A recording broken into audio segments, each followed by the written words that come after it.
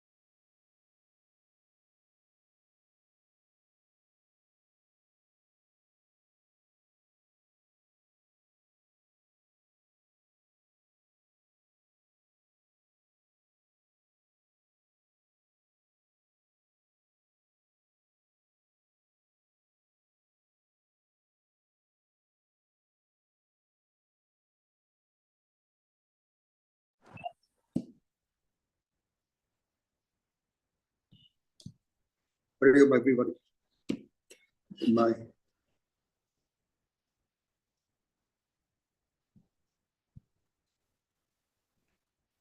Om Sahana Bhavatu Sahana Bhunaktu Sahaveryam Karva Vahe Tejas Vina Vati Tamas Tumavit Vishavahe Om Shanti Shanti Shanti.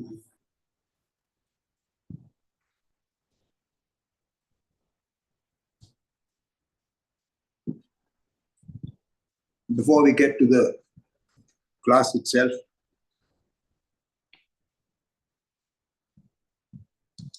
one of the conflicts of life we have to resolve. Life is all about obligation, and all obligations are sacred. Nobody asked me or you to do anything, but once you kick-started something, it's your obligation to see it through.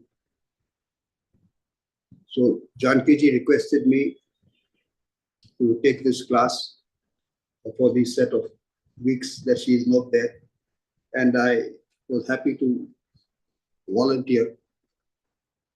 But as you all know, Saturdays I'm in the academy. And in the academy, if there is a lecture in the morning, it's 9:30 to 10:30, because nowadays the lectures are 1/4 hour. So I had to request 9:45, which all of us cooperated with. But at this point in time, the text that is being covered is Thesis on God. And Thesis on God, Swamiji had done whenever he did it, some 4 or 5 years back, and now it is a video that is being replayed. So in those days, Swamiji took 1 1/4 hour session. So therefore it ends at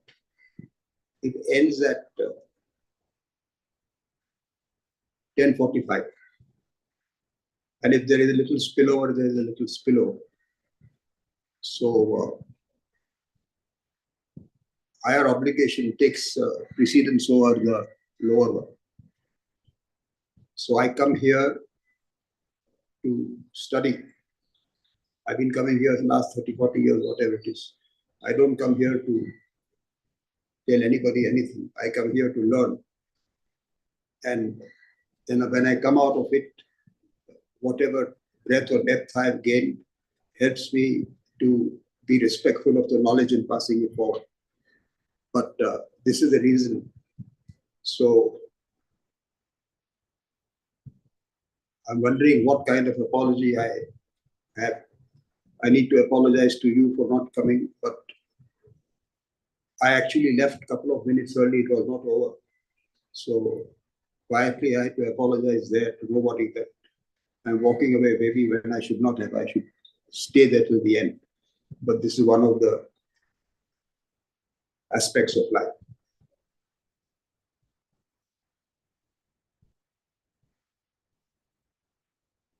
If you don't take umbrage at, or you don't get, nobody take umbrage, but if you take it sportingly, the fact that we are half an hour from your normal and 15 minutes from the recommended time, if you take it sportingly, what does it mean?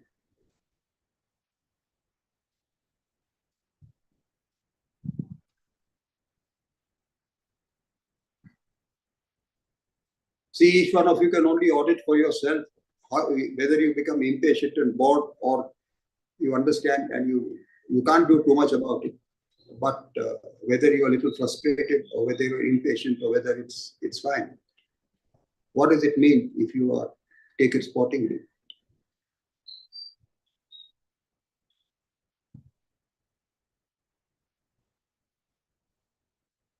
I'm asking the class. Is it acceptance? No, everybody will have what? You have no option.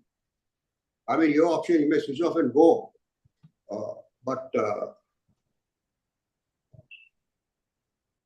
yes, I appreciate that what Madhav has said is correct. You taking spottingly, first of all, you're taking it spottingly means you have the capacity to identify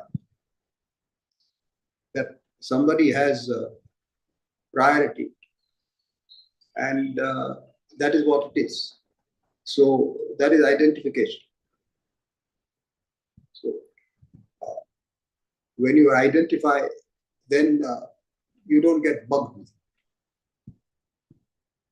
Cannot identify, then you have to. You may say anything you want, but inside you get bugged.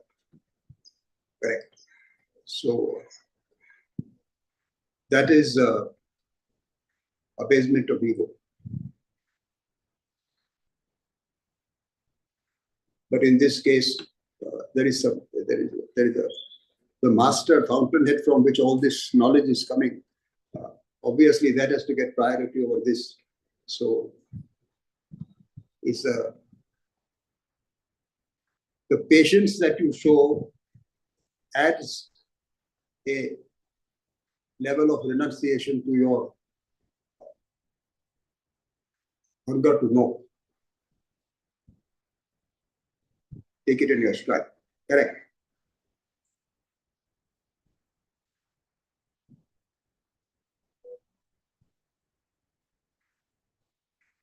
So I would have, so in the next few weeks, I'm in the middle of this thesis on God. So whenever there is a talk there, the session is going on. I don't know, it will be a 1.25 hour session. But what I would suggest is that in the 5-10 minutes that it may take for me to come back here and log in, you should, I don't know how you used it, but you should use it to ponder for yourself or ask question between yourselves and see what traction you have, and then you can carry that questioning forward. It will be a productive 5 or 10 minutes, more productive than just sitting or perhaps just listening to a person. So that is my suggestion. And in the event, there is no lecture, because as you know, academy schedule is there are 3 or 4 lectures, and there are 2 or 3 days of only question answer. Is not there. There is no lecture. So those days, of course, I can log in correctly on time. So even I don't know what will happen next Saturday, is what I'm trying to tell you. For the entire duration of these 5 or 6 Saturdays, it overlaps with thesis on God. So that can't predict earlier that. So don't second guess that Adi sir will come 10 minutes late or 5 minutes late. If there is no lecture, I come on time.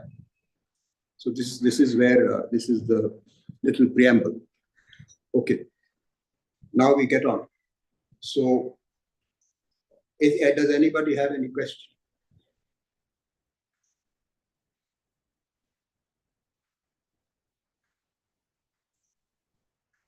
Sir, I had a question. Yes. Last time we did the renunciation of identify the renunciation for the body, in terms of for health, as we said. So is there a renunciation at the same time for the mind and for the intellect too? I mean, are the 3 also 3 levels of renunciation, or is that right, or is that just Mahesh, I don't know exactly what you're trying to get at, but all I talked is renunciation is actually abasement of ego. Renouncing means shedding. The word normal word of English, renouncing means you shed, you give up. But you don't give up things unintelligently. So the sensible way of giving up anything is because you've taken up something which is more beneficial. So when you take up something more beneficial, you will naturally give up that which is detriment. That is the equation.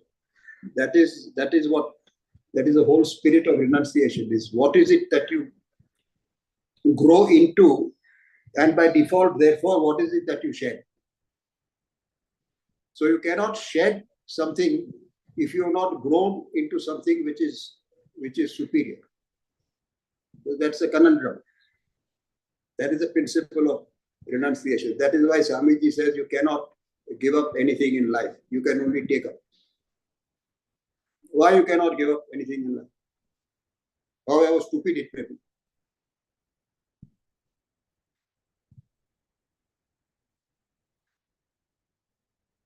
Why you cannot give up anything, however stupid it may be? I'm asking. So our vasanas and desires. You cannot give up because whatever you are locked into is your source of joy at this moment.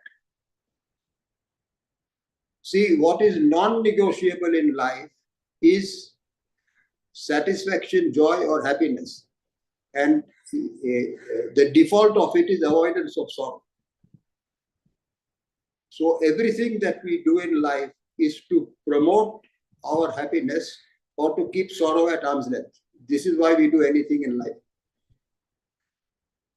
This is the factual reality of why we do anything. My Sanskrit is not good, but Sukh Prapti means to promote sorrow, and Dukh Nivrati means to promote joy, and Dukh Nivrati is to avoid sorrow. Why we get married?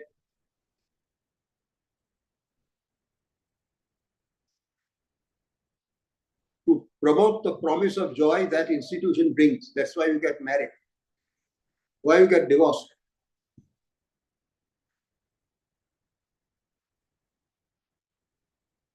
Why you get divorced? I'm asking.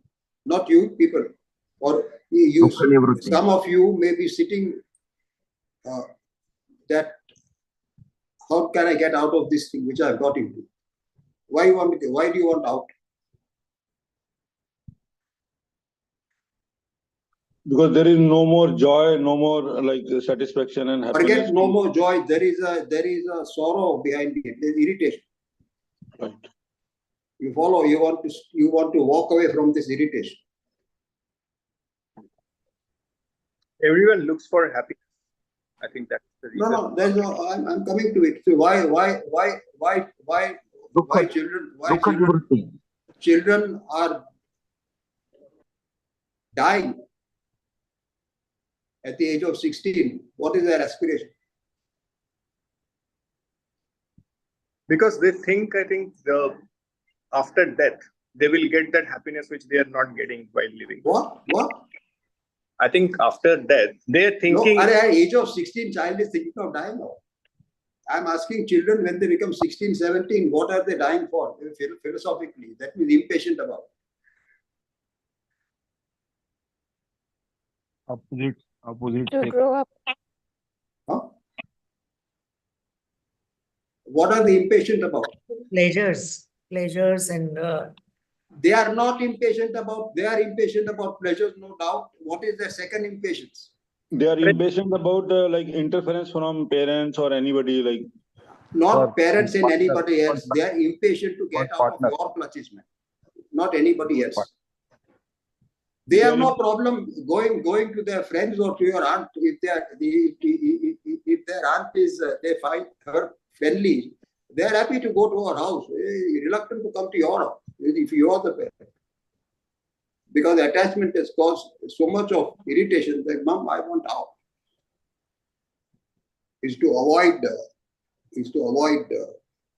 that claustrophobic feeling which you have cocooned them, frustrated them with. That is the avoid sorrow. This is the reason. So therefore, we are coming to, Mahesh is asking about, we know that we should not eat this, should not eat that, we should keep fit, this, that, and the other. But despite that, we do it. Why do we do it?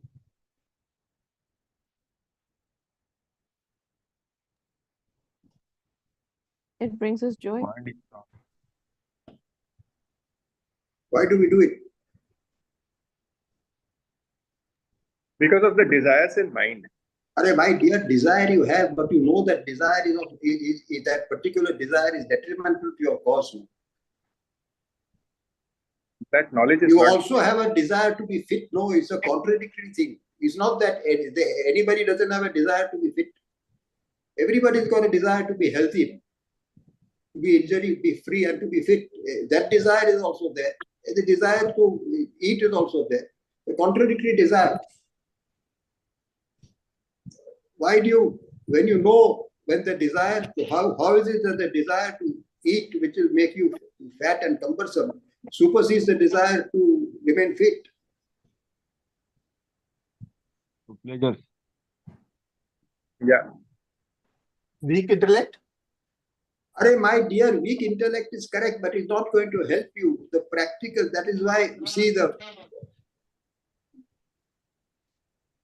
lady of the house, out of interest for her husband's welfare, in the terms of his physical welfare, curates a nice meal, but it is still, intelligently made salad, intelligently made this, that, and the other. That fellow, when he comes, he gets bugged. He says, okay, all these are, where is my paratha, where is my biryani? Why are you not giving me what I want? Why are you giving me this crap? He gets angry, no? He gets angry, but his own doctor has told him that you should control your diet. He says, yes, but when he comes to the table, don't give me this crap. Why are you giving me this crap? Why don't you give me what I want? Why does he get angry? I'm asking.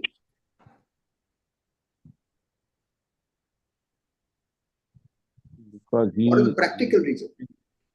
he's getting more pleasure out of that thing. No, the practical reason is that the 8 hours, 15 hours he has worked has taken the mickey out of him.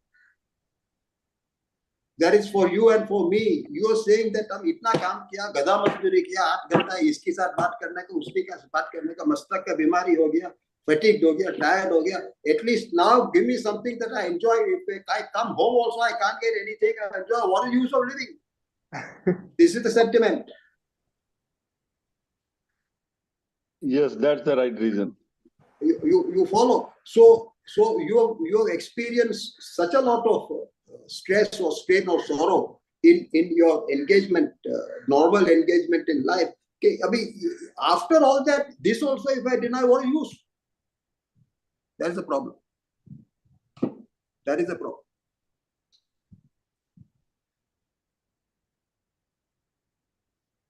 But if your day, routinely, day by day, you enjoy your day, you enjoy your work, you enjoy your public, you enjoy being of help to others. If all that is enjoyable, then to maintain that and to maintain, do what you have to do, you require fitness. You will not complain about the restraint.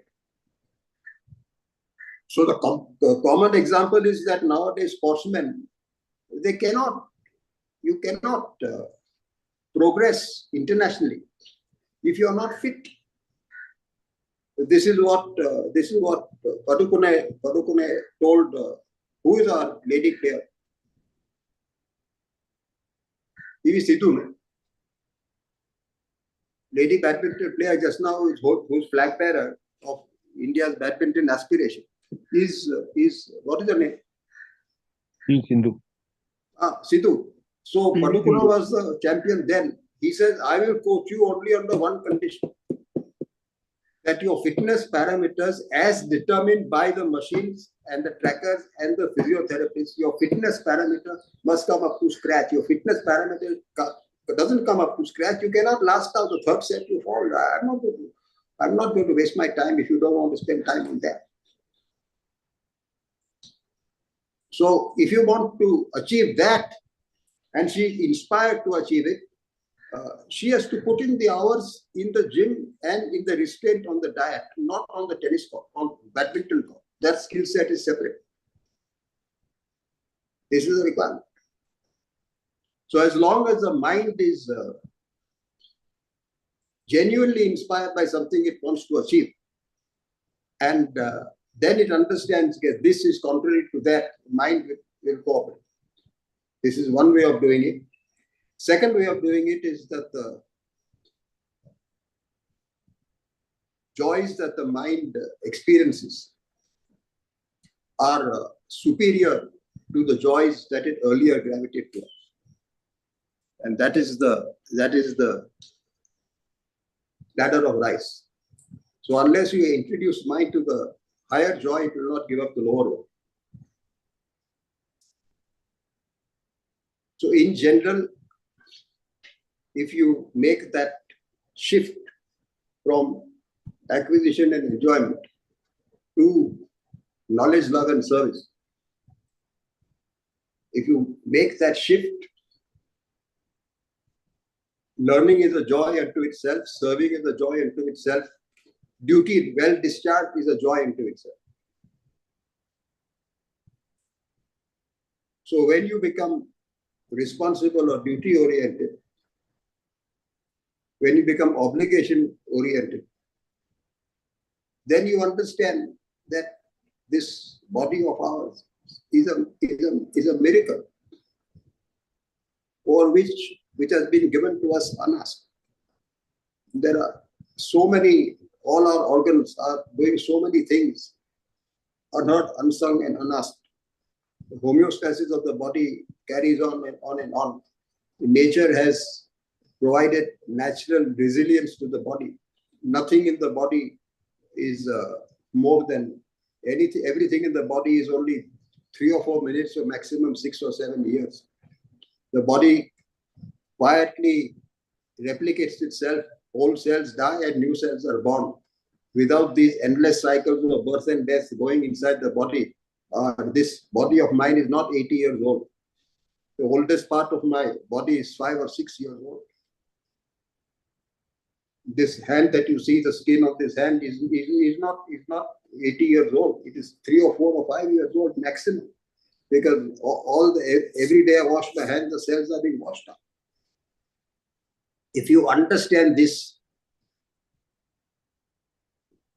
then you cannot abuse this gift. So to understand this, if you understand this, what will happen? What will get animated?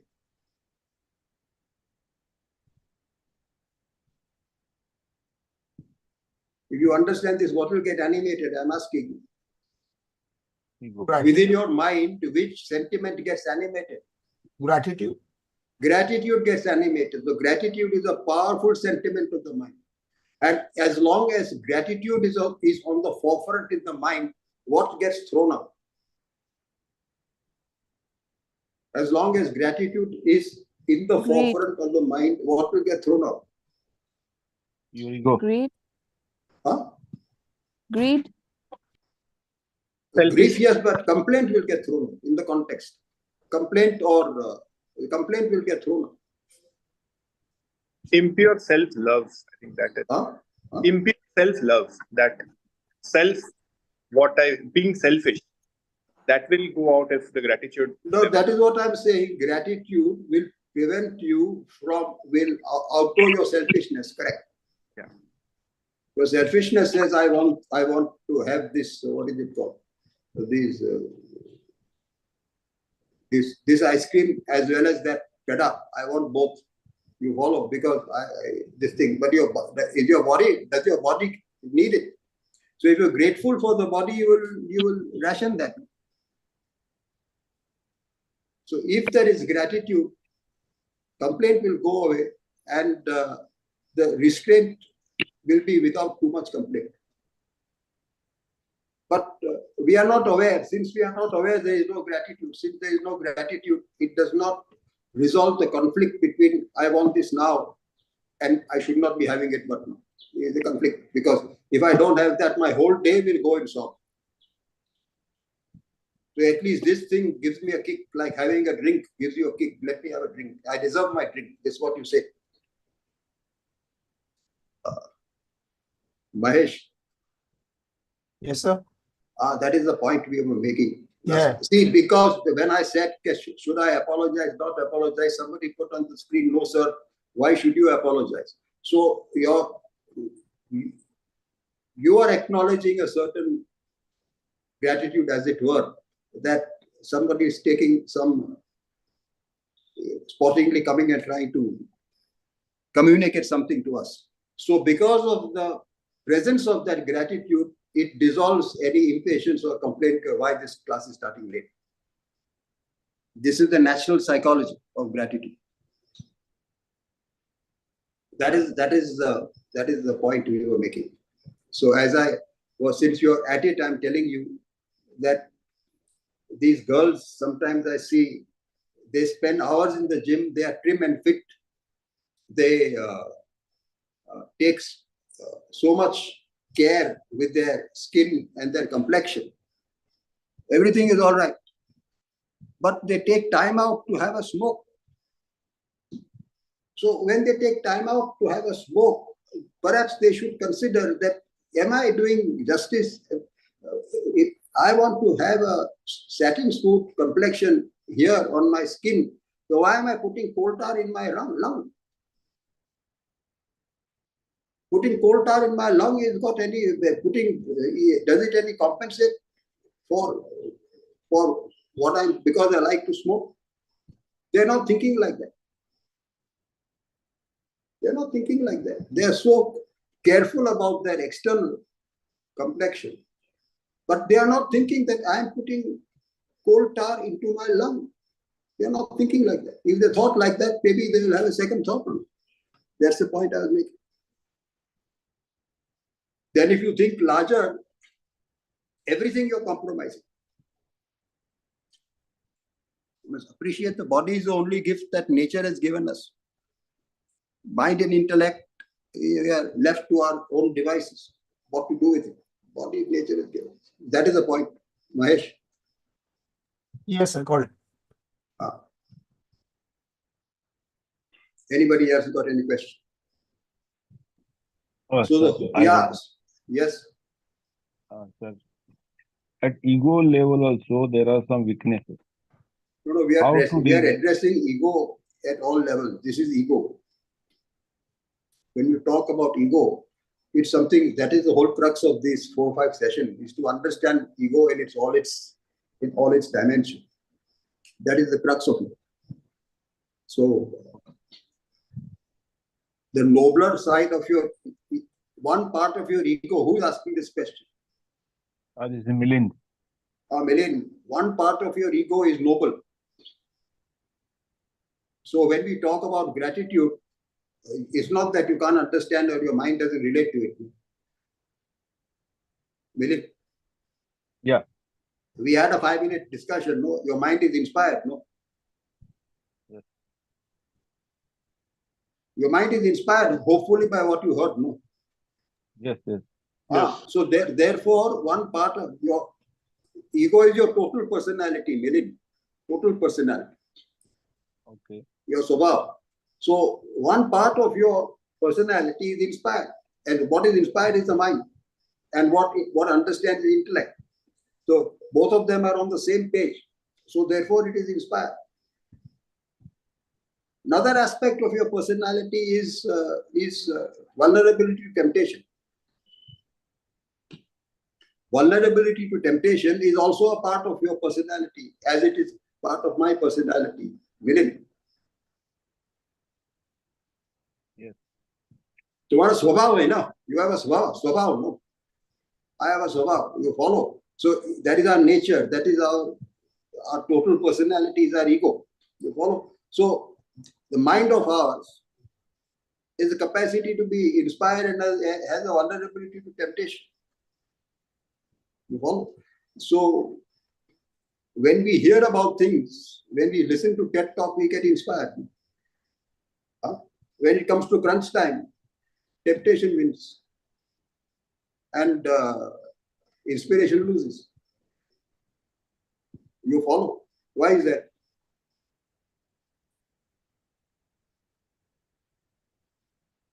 Why temptation wins and inspiration loses?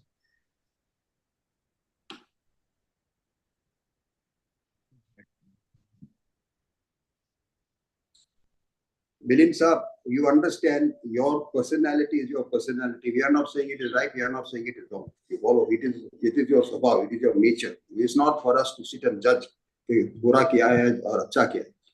But nevertheless, like all of us, you have strengths and weaknesses, right? One aspect of our nature is noble and aspirational. All of us have, otherwise you won't come to this class.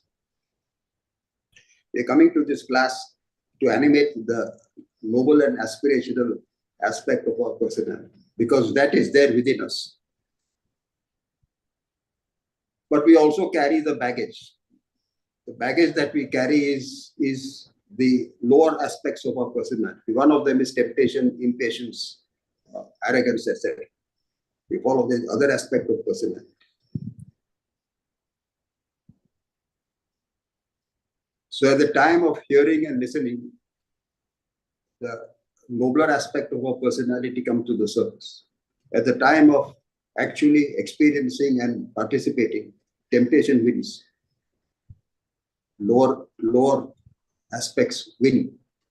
That is the whole message of the Gita. Is the lower forces are many and nobler forces are there, but they are few. But if you empower them strongly enough, the lower forces won't have any chance. You don't empower them, the lower forces will sweep you away. Your nobler forces don't get traction. Why? Why?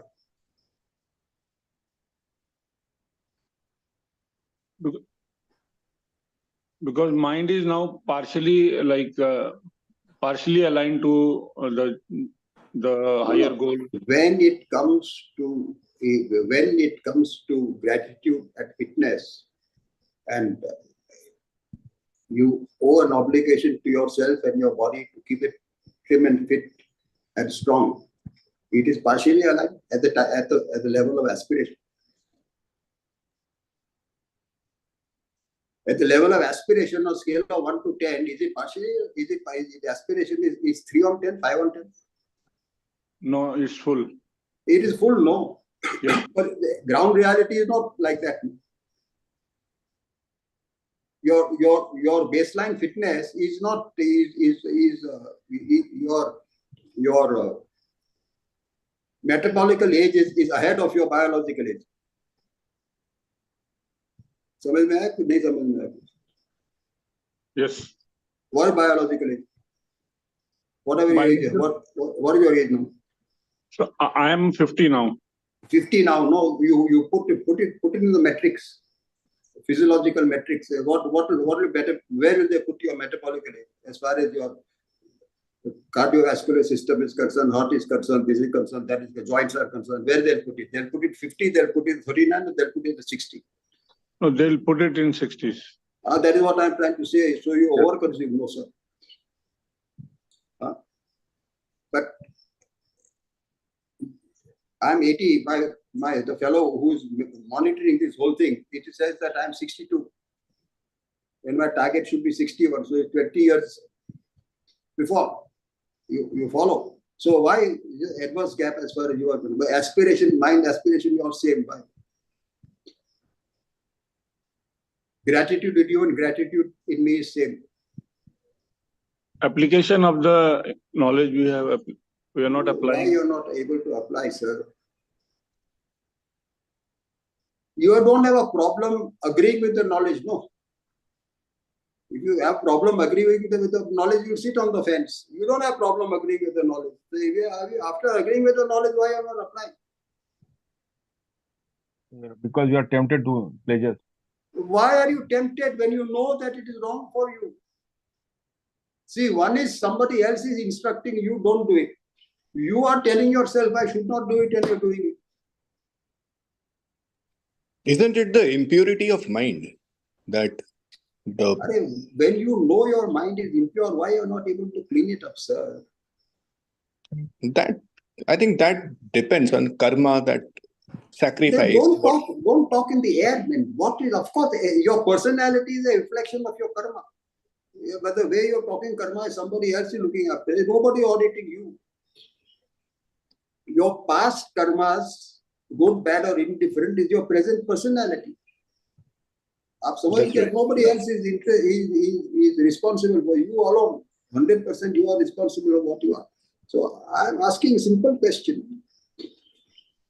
Because of lethargy. Your swabhav has got more than enough nobility and more than enough knowledge. It can do with little more, but with the knowledge that you have and with the sense of fair play or mobility or values that you have, if you can leverage your knowledge 9 on 10 and maintain your values 9 on 10, what will be quality of your life today?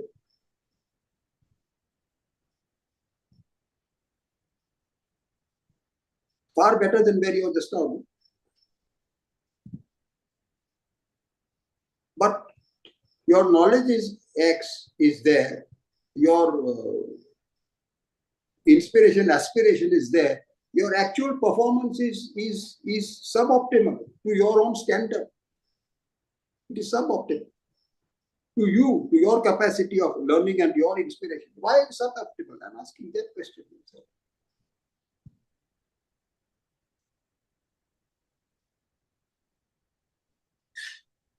Now, when the answer is required, which you know you are not giving. That conviction and the intensity is not there. Maybe My that is, dear, the capacity of your intellect is not strong enough. Your intellect is good enough to understand, but is not strong enough to make that mind cooperate. Your intellect, not that you will not understand, no. The fact that you are capable of understanding, the intellect is there, up to a point you can understand, but you're not able to make that mind, it's not strong enough. You follow? Ultimately, your mind wins, the intellect loses. That imbalance between the strength of intellect and the power of the mind is your swabhav, is your ego. Your ego is the totality of your personality, good, bad, or indifferent. Totality of your personality, your swabhav, this is your ego.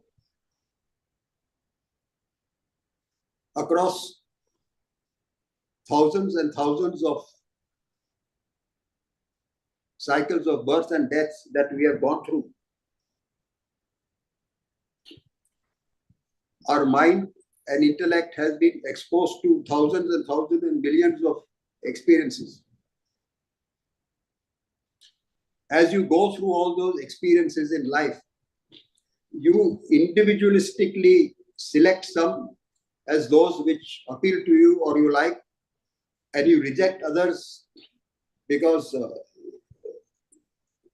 you don't like them, and you're indifferent to others.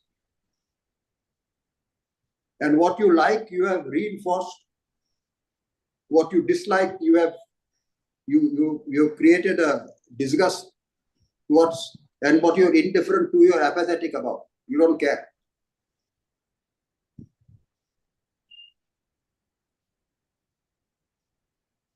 And this you have reinforced internally. And the internal reinforcement of all this now becomes your nature, your swabhav, your temperament, your inclination, and your capacity.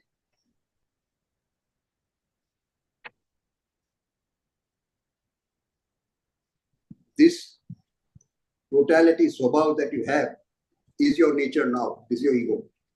First, you understand that. This is what I wanted to communicate today.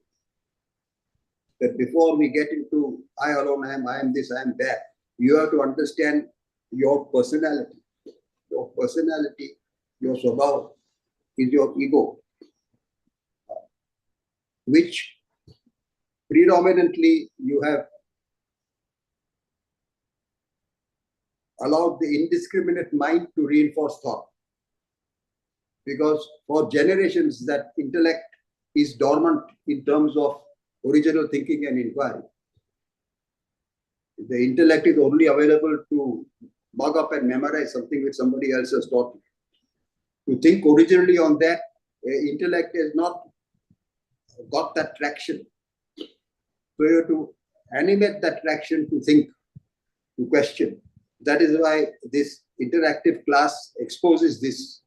That, oh, after it is explained, oh, I knew it, but I didn't quite grasp it. So we have not been trained to think. So a dormant and a confused intellect is an aspect of our ego, of our personality.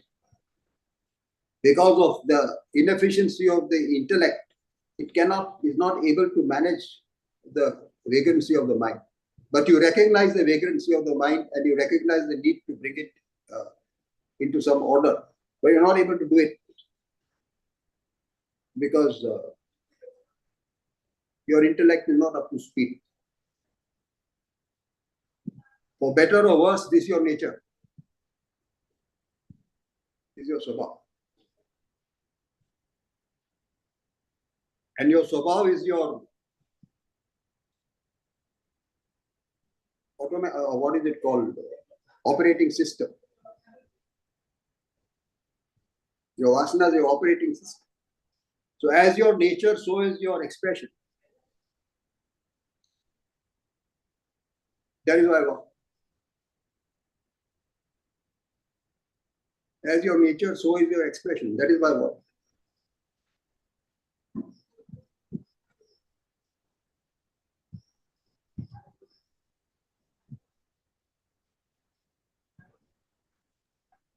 The way you see the world depends on your nature.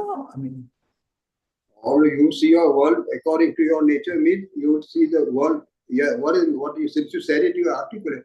Yes, you will see the world according to your nature means what?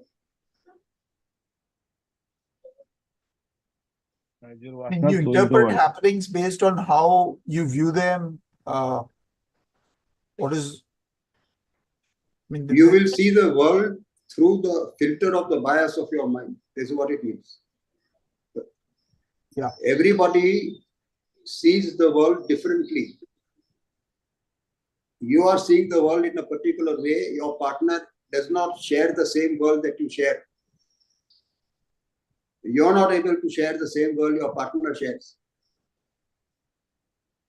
That is a lament of women. What is the lament of women?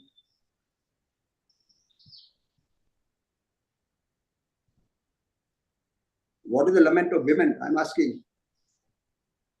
That you don't understand me. They say women say men, exclamation mark. Men, exclamation mark. What is this? I don't understand how their mind functions. What is the lament of men? What is the lament of men?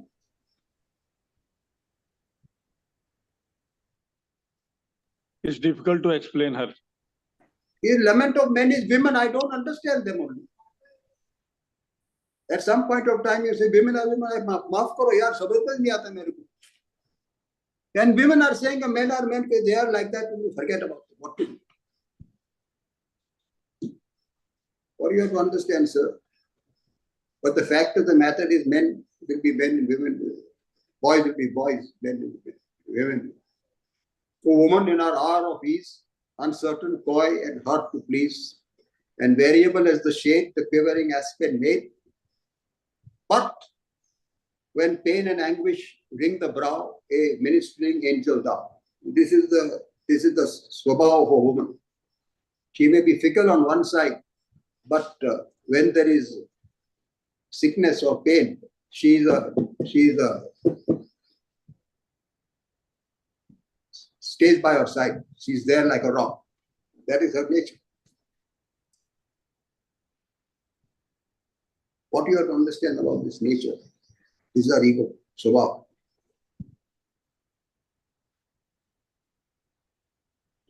This is the first lesson you must learn, also. Everybody has got ego. Christ has got ego.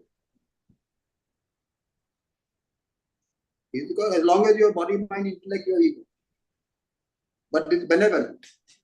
Hitler has the ego. He is hung up with a powerful species bias. He's also got ego. Christ has also got ego. Buddha also got ego. As long as body, mind, intellect is there, content is different. Ego is same. Ego is there. What you have to understand about ego, sir?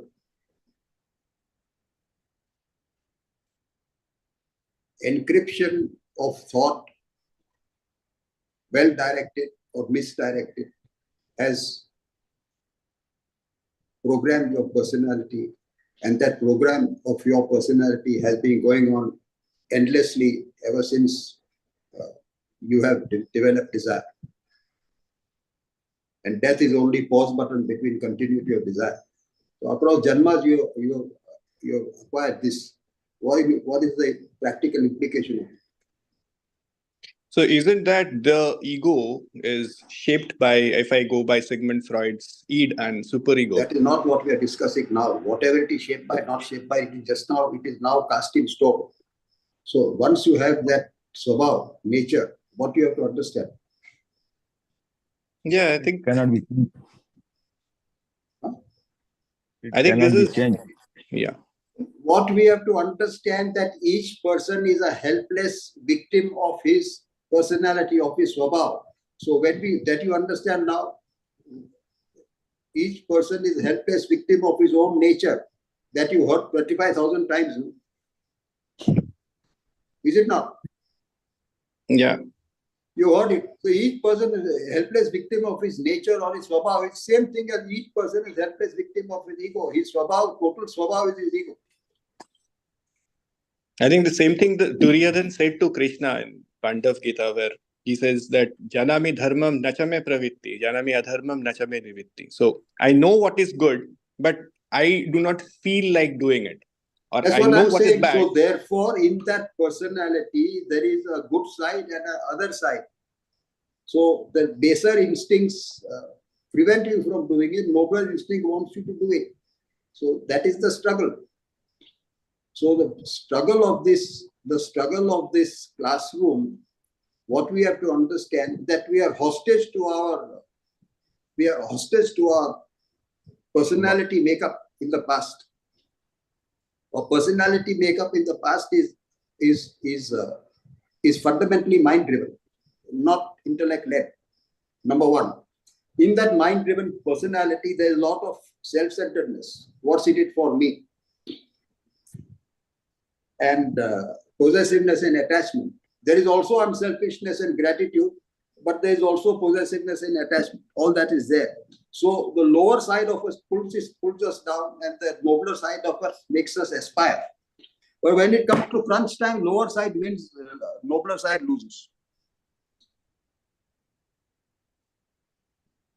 Yeah, I This think is the ground desire. reality. This is the ground reality.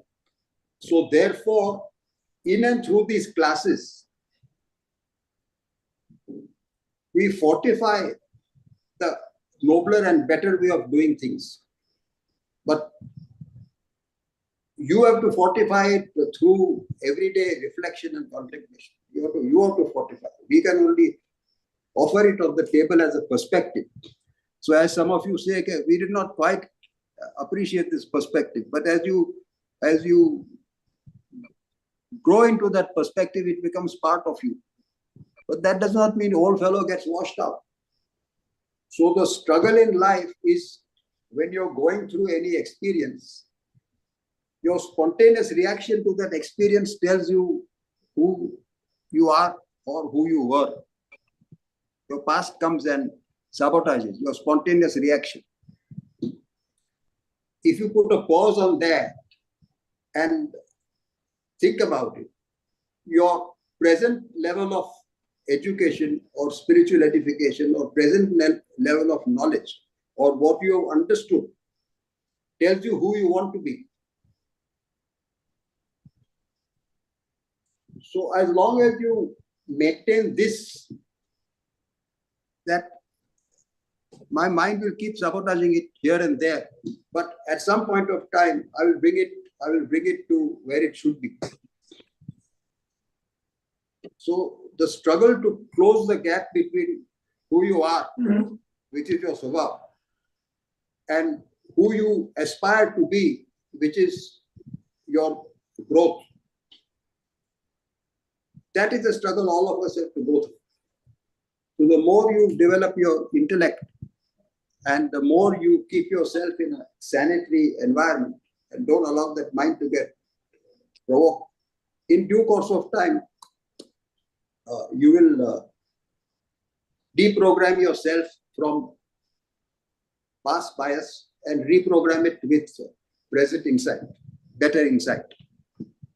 That deprogramming from past bias and reprogramming with better insight is the dynamic of renunciation. By embracing a better perspective, as the mind grows into the joy of that experience, it itself voluntarily lets go of this other impurities that are bugging you now. That is renunciation. I have a question, sir. 1 minute, sir. 1 minute. Okay. So renunciation is taking up higher knowledge without forfeiting the obligation to question. This is not understood.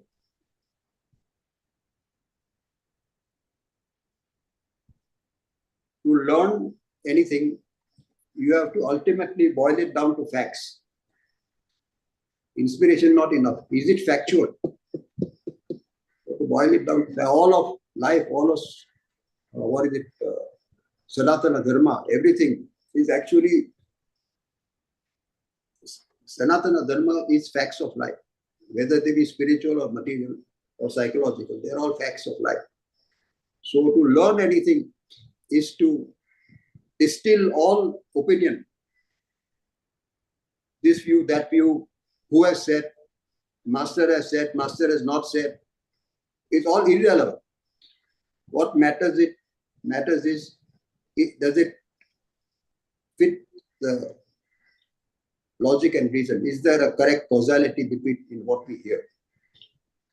So to understand this causality correctly, you can't understand however much you respect the master. If you don't respect the master, it will not work. But you cannot simply swallow what the fellow is saying. So the necessity of questioning is mandatory aspect of renunciation. And renunciation is abasement of ego. Abasement of ego is I don't know. I don't know. This is the bottom line of ego. So when you're told something, you're not supposed to swallow it.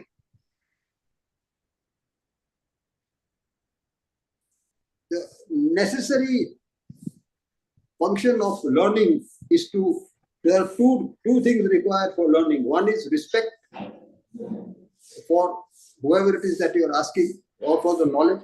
And number two, to question it. If you don't respect it, mind will not accept it. That respectfulness, abasement of ego is to receive. Having received, you can't swallow it. You have to question it. That is why all these question answers are there. It is your duty to question, and more than that, it is my duty to answer. So I have to provoke the question. Unless it comes from you, it's not going to sit in. This is the important aspect of learning. That is why devotion without questioning has got no meaning. And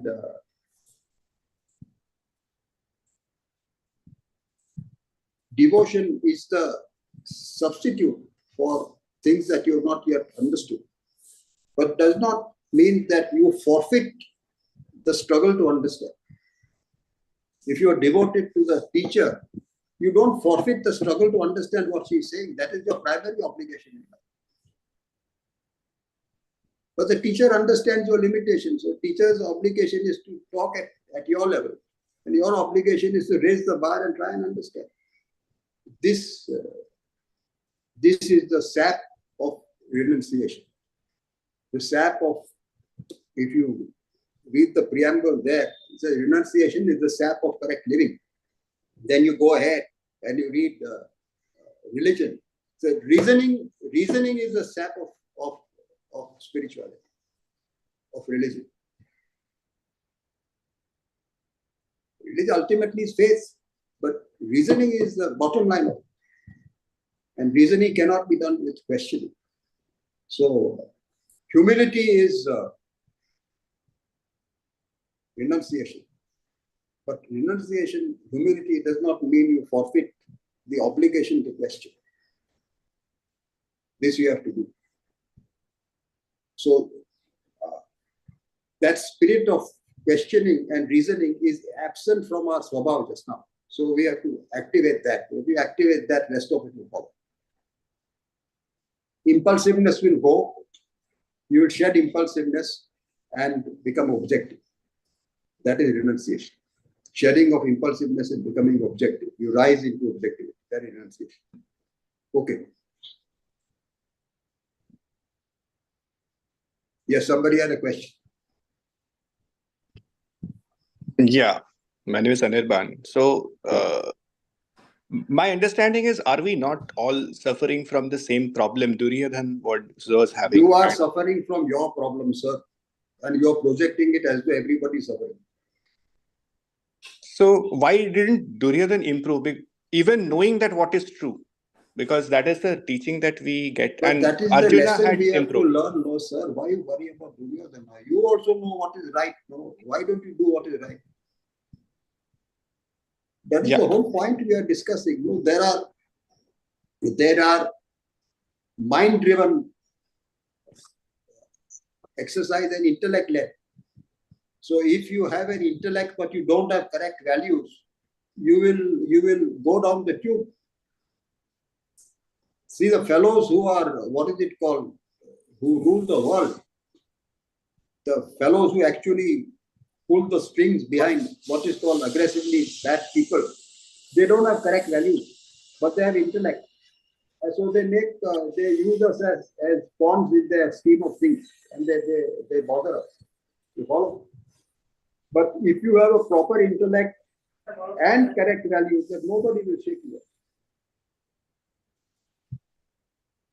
His own vanity compromised his value system. So therefore, circumstances were such that for a while he got carried away with his own. He got carried away with his own hubris, false pride. So the wise people in his camp were telling him, "This is not in your interest." But he says, "I know what I'm doing." Why are you talking about Duryodhana? Why don't you talk about Arjuna?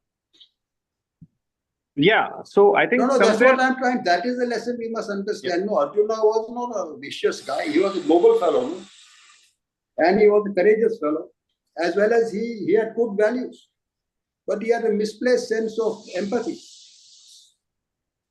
So when it came to fighting for the sake of righteousness, he had a misplaced sense of empathy. So he's arguing with Krishna. Why are you asking me to do this? It is a gore karma. It is a prohibited action you're asking me to do. That is what he told Krishna. This is where the ego comes. Yeah. Because you follow, this is the exercise that we have to understand. We can have a benevolent ego, but our mind will overpower us and say, this what I'm doing is going to do all the damage there. We are arguing with Krishna. That when Krishna is telling him, I'm telling you to do this, it is righteous, not unrighteous. He is telling Krishna, no, take a second thought, it is unrighteous. Everybody will suffer. This is the bluff of the mind you have to call. True, very true. Yeah. Okay, thank you. Hari Om.